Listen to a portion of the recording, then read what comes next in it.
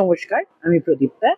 আজকে আমি এসেছি আমাদের সৌরজগতের মাঝখানে যিনি থাকেন রবি, তাকে নিয়ে কথা বলতে। আমাদের যদি গোচর বুঝতে হয়, যদি আমাদের গ্রহদের কি ভূমিকা কোথায় আছে বুঝতে হয়, তাহলে সব থেকে আগে আমাদের বুঝতে হবে কোন গ্রহের স্বভাবজাত প্রকৃতি কেমন। আমি যদি রবি দিয়ে শুরু করি, রবিকে আমরা বলি আগুন, অগ্নিগ্রহ, আমাদের হৃদয়কারক গ্রহ। দেখবেন অনেকেই এই কথাটি বলেন, আদিত্য হৃদয়ম স্তোত্রম পাঠ করুন। তবে এখানে প্রশ্ন আসে, রবি কি সবার জন্য শুভ? না। কিছু লগ্ন, কিছু রাশি অনুযায়ী, কিছু স্থান অনুযায়ী রবি ডেফিনেটলি শুভ। রবি যদি খুব কারোর ভালো হয়, সেক্ষেত্রে কি হয়? সেক্ষেত্রে আপনি নেতৃত্ব দেখতে পাবেন, সেক্ষেত্রে আপনি কনফিডেন্স দেখতে পাবেন, লিডারশিপ স্কিলস দেখতে পাবেন, সেক্ষেত্রে আপনি একটা মানুষের মধ্যে যে দাতা বা দান করার বা কমিট করার একটা প্রবণতা দেখতে পাবেন। রবি কিন্তু রাজা।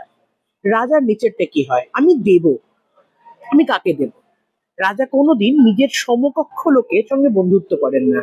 তিনি বন্ধুত্ব করেন দুটো প্রকার লোকের সাথে। ইদার তিনি কাউকে খুব করুণা করেন, প্রজা, কিংবা যাকে তিনি খুব সম্মান করেন। যাকে তিনি করুণা করেন তার উপর তার কৃপা বা দয়াটা থাকে। যাকে তিনি সমকক্ষ বা বন্ধু মনে করেন, তাকে তিনি অ্যাডমায়ার করেন, তার প্রতি তার একটা সম্মান থাকে, এবং তাকে তিনি যে কোনো অবস্থায়, এই দুটো গ্রুপ অফ মানুষের প্রতি রবির কিন্তু একটা আকর্ষণ থাকে, বা এই দুজনের প্রতি তার একটা বন্ধুত্ব বা শত্রুতা বা কৃপা বা সম্পর্ক রাখার একটা তাগিদ থাকে।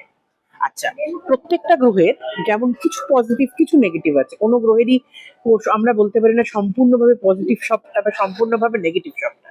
এবার তাহলে নেগেটিভ রবি বা যেখানে রবি একটু কমফোর্টেবল নয়, সেই জায়গাটা কেমন? যেমন আমি দেখেছি আমার খুব ক্লোজ মানুষজনের মধ্যে রবির একটা ওভার ইমোশনাল বা ওভার কমিটমেন্টের জায়গা তৈরি হয়।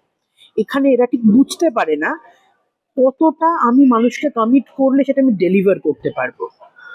রবির আমি এমন কিছু মানুষজনকে দেখেছি, আমার খুব ভালো বন্ধু বান্ধবের মধ্যেও দেখেছি, এরা দিতে পারে, এরা দিতে জানেও, এবং এদের আশ্বাস, এদের কথা বলার ধরন এতে অনেকটা আশ্বস্ত হবে।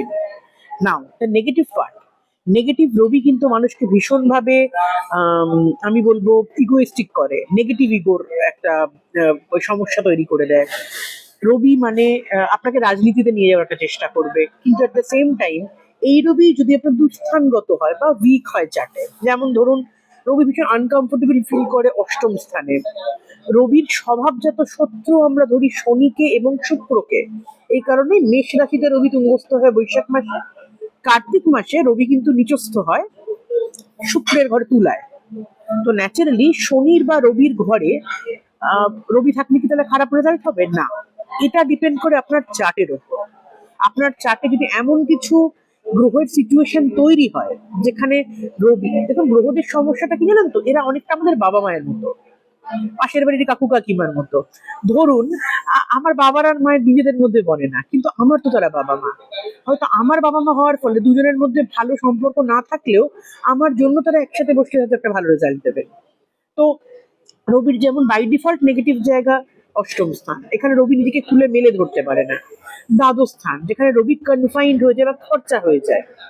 ষষ্ঠ স্থান, যেখানে রবি শত্রুকে জয় করার একটা পজিশন দেয় বটে, কিন্তু ততটা দেয় না যতটাতে একটা মানুষ কমফোর্টেবল হতে পারে। এবার বাকি রইলো আপনার খুব ভালো জায়গা, যেমন রবির নিজের ঘর হলো সিংহ, সিংহে থাকলে রবির একটা স্ট্রেংথ থাকে। বৃহস্পতি এবং মঙ্গল মানে বৃশ্চিক, মেষ, বৃষ, ধনু, এইসব জায়গা রবির বাই ডিফল্ট একটা বলতে পারেন মানে কি কমফোর্ট জোন, যেখানে রবি নিজের ক্ষমতাটা, সেটা শুভ হোক বা অশুভ, মানে আপনার জন্য যদি শুভ বা অশুভ হয় সে মেলে ধরতে পারে। আজকে পর্যন্ত এইটুকুই রাখলাম, আগামী ফিরে আসবো আবার নতুন করে ভিডিও। ধন্যবাদ।